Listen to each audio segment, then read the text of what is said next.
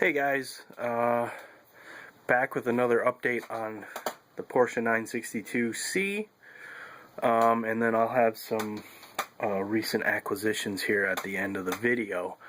I haven't made a whole hell of a lot of progress on this in the last week.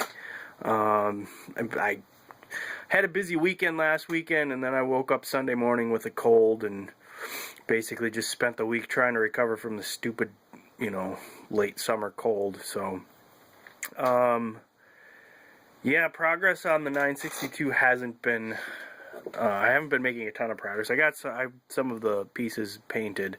I think I mentioned this in the last video. I'm not super thrilled that, to me, I pre-installed the windows and the headlight covers on this, because they left little nubs when they installed them.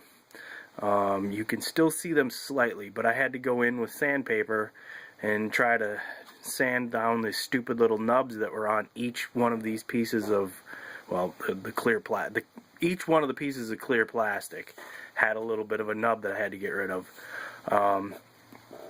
Got rid of them 98% of the way. You can still see them very, very slightly. You can see that little tiny dot right there. That's what's left of it. What was a big old nub.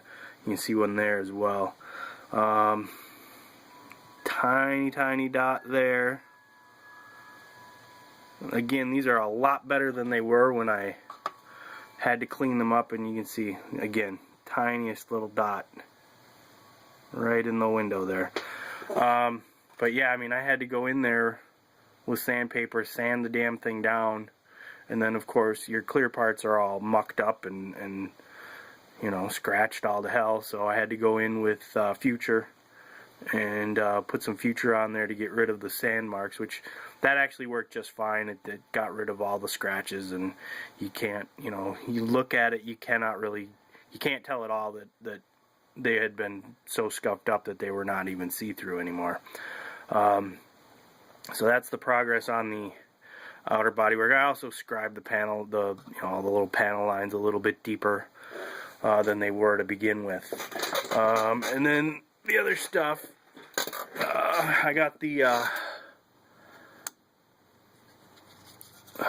bottom of the car all painted up. That's black and masked off the bottom. The front piece has to be aluminum yet.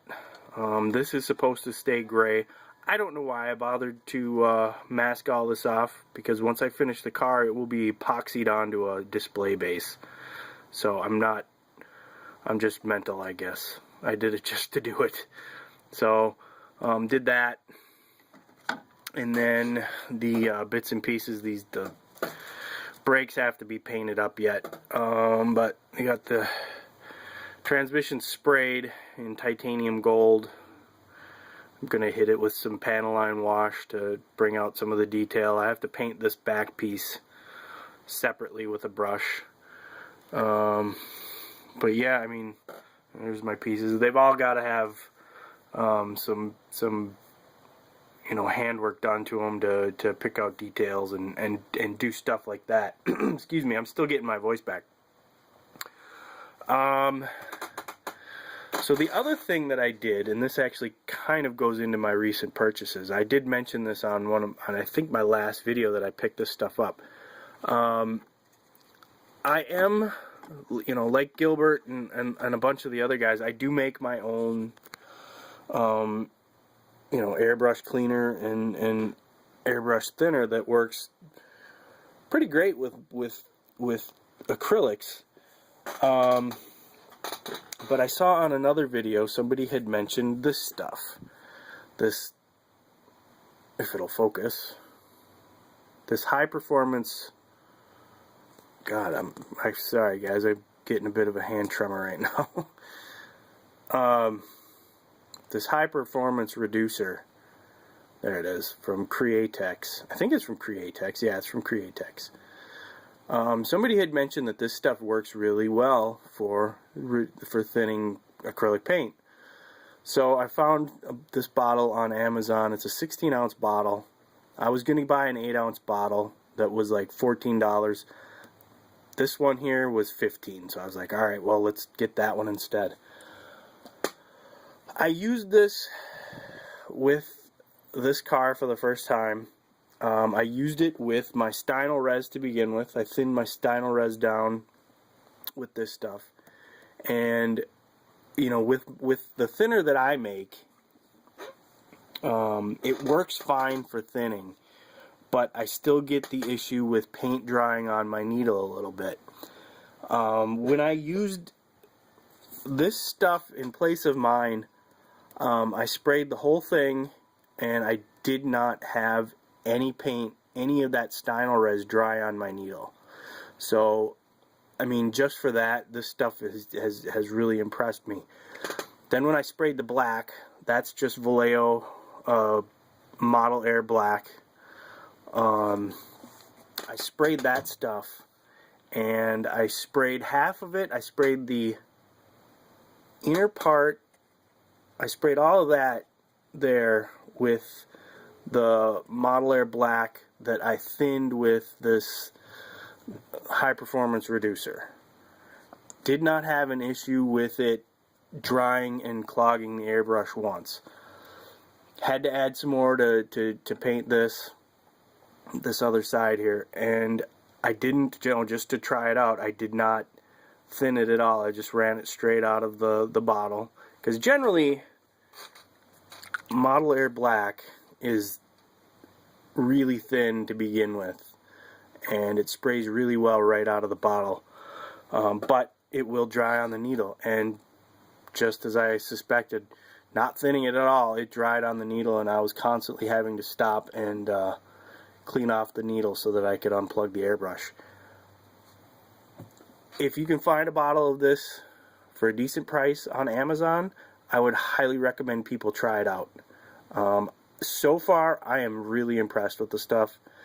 I'm going to keep playing around with it, and hopefully it keeps impressing me the way that it has with the Stynal Res and the Game Air paint, or Model Air paint.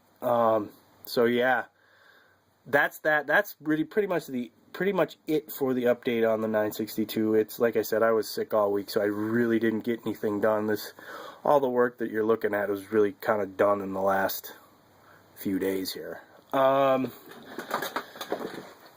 over here, a few additions that I have, or a few recent purchases that I have made.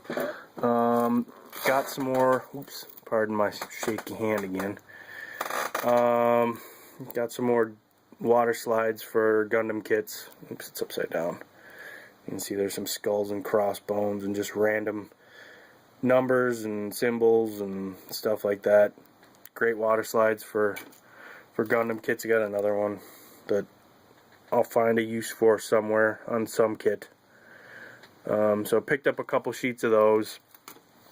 And then I also, this just arrived today, I picked up a set of this, the Meg Russian Expo camouflage paint colors, mainly because I saw that picture, and I just thought those colors in particular will look good, and trying to replicate that type of a camo scheme would look good on one of my Gundam kits. And then, you know, I've got the paints to do the desert colors as well. So looking forward to trying these out. I'm just not sure what kit I'm gonna use them on. Actually, I've got somewhat of an idea. Anyway, so yeah, these are cool. I think I paid like 23 bucks for these on eBay. I didn't think that was too bad. And then the last thing that I have to show off, unless I'm forgetting something, since I'm OCD and I've got all those McLarens, those 20th scale McLarens, even though I'm not a big fan of how the car looks, I decided to pick up the MP44 to finish off my McLaren Formula One collection. So now I've got the MP4 2B, this one, the MP44, the MP45, the MP46, the MP47, and the MP48. So I've got all of the McLarens that I am interested in having to kind of round out my collection. Now I need to start building some of the damn things.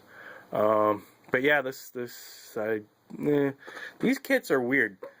Right now, these kits are generally getting, or at least priced, fairly high on eBay. And there aren't a ton of them around right now. So usually they're priced over 50 bucks. I think I paid 38 for this one. I was hoping to get a little bit better of a deal, but considering, you know, the prices on them are generally a lot higher than that right now. $38 isn't a bad price at all. You know, it's a Tamiya kit. It's going to have a ton of awesome detail. There's a ton of aftermarket for this specific kit that I can get to spruce it up a little bit and, you know, pop some extra detail. I did already order the tobacco livery because this kit does not come with obviously any of the Marlboro sponsorship, or it doesn't come with a lot of the other kits. Actually, all of the other Tamiya McLaren kits I have, they give you the Dayglow orange or Dayglow red, I guess technically is what it is, to, you know, do the famous McLaren or Marlboro paint job. They give you decals to do those. This kit doesn't come with even this kit. Pardon me. This kit does not even come with those. So you get a very sparse decal sheet with this kit. So I already ordered a set of Marlboro decals. I'm gonna have to spray the Dayglow colors, which isn't a big deal. It's fairly simple. So I'm going to actually end up doing that on all of my McLarens, I believe. Anyway, so yeah, this is a pretty cool kit. Box is a little bit dinged up, but who gives a crap? Everything inside is, I had a look inside, everything inside is in good shape. So, yeah, finally have finished off the McLaren collection. And like I said, now I just have to start building some of this stuff. And that's really about it.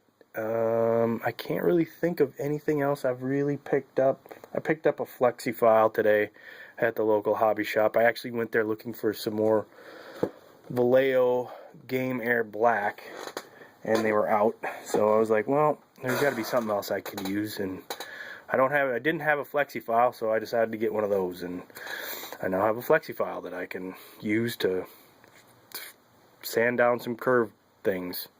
So anyway, yeah, that's really it.